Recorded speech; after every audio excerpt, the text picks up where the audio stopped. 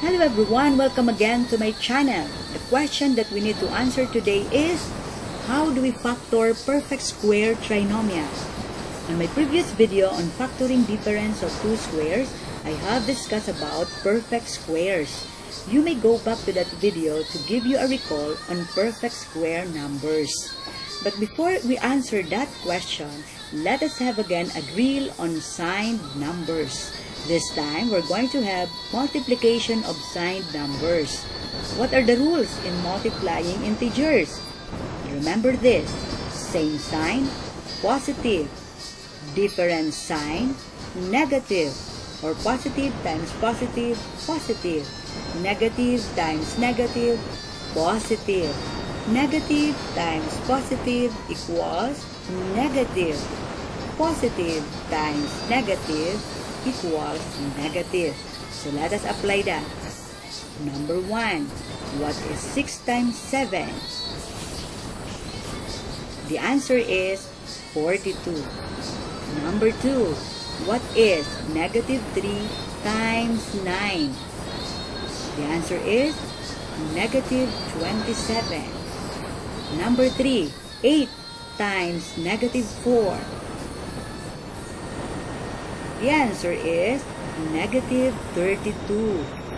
Number 4, negative 4 times negative 7.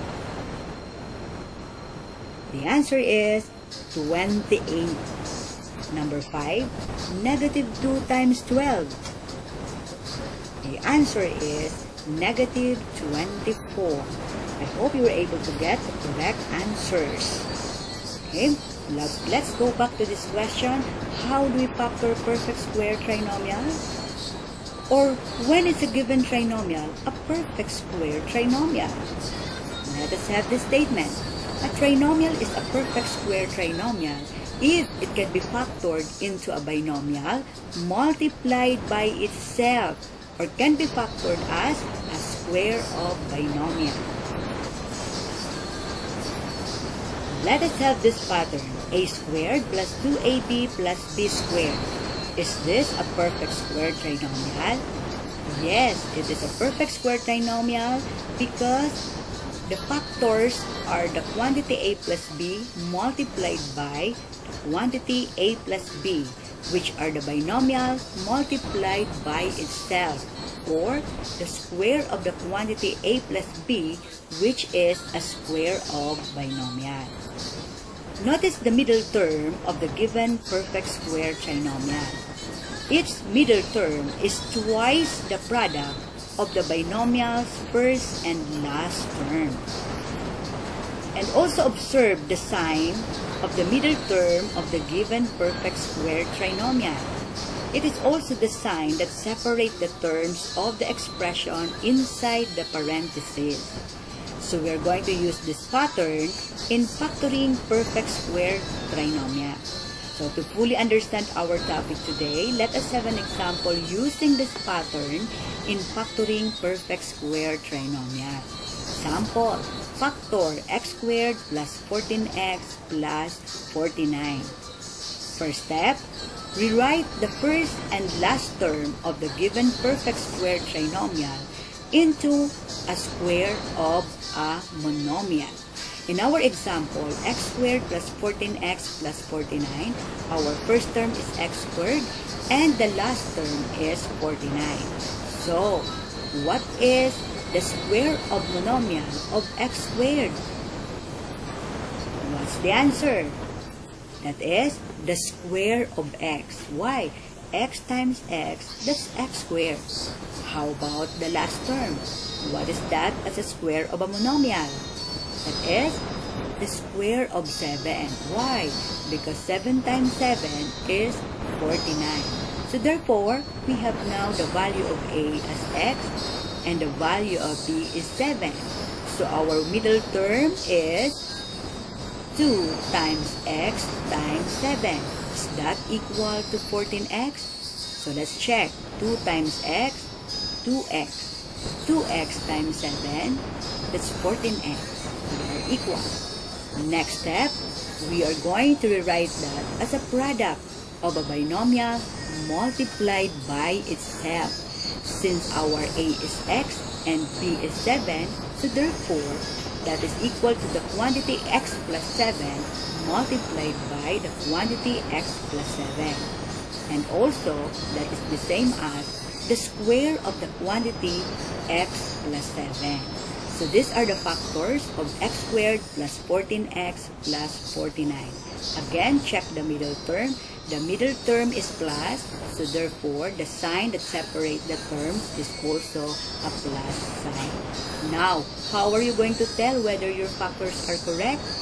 You are going to apply FOIL method. Okay? So let us check.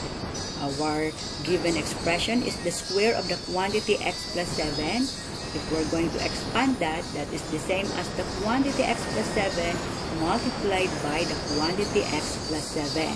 So let us apply the FOIL. First terms, x times x, that is x squared. Outer, x times 7, that's 7x. Inner, 7 times x, that's it, 7x. Last terms, 7 times 7, that's 49. So, that is also the same as x squared plus 14x plus 49. So that is equal to our given perfect square trinomial. Your factors are correct. Now, let us have this pattern. A squared minus 2ab plus b squared. Now, what is the difference between this pattern on our previous pattern? Okay, they have the same process. But what is the difference? The difference is the sign of the middle term. Okay? Now, let us use this pattern in factoring perfect square trinomial again.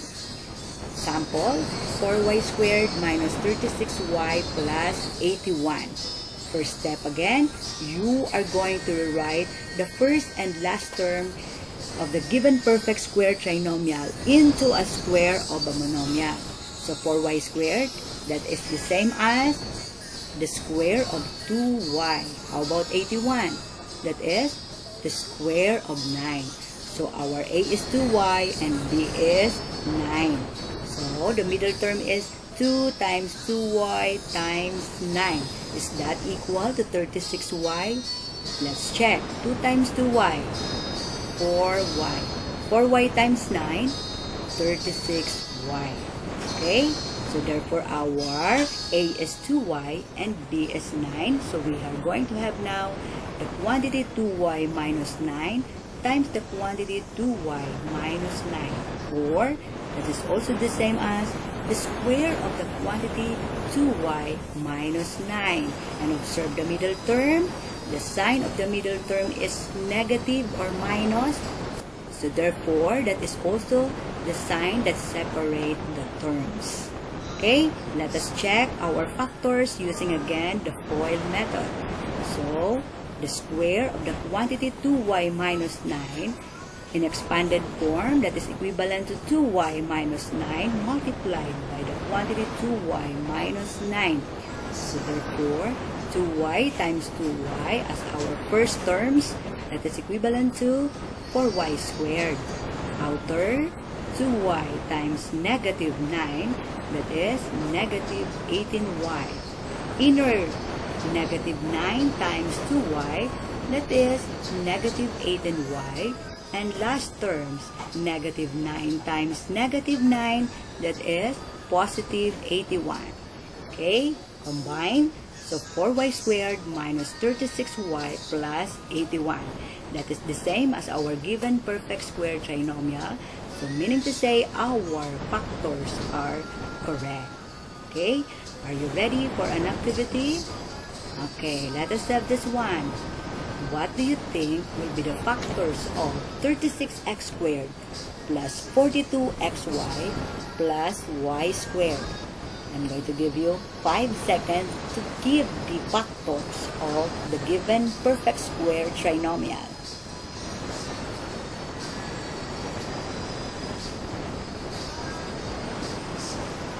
Okay, the answer is the square of the quantity 6x plus y, or that is also the same as the quantity 6x plus y multiplied by the quantity 6x plus y. Okay, let us have another one.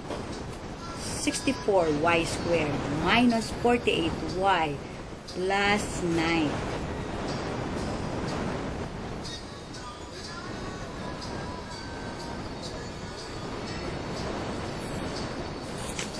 Okay, the answer is the square of the quantity 8y minus 3, or the quantity 8y minus 3 multiplied by 8y minus 3. Okay, congratulations if you were able to get the correct answers. Thank you for watching and learning with me. Till next video. Don't forget to subscribe, watch, and like my video.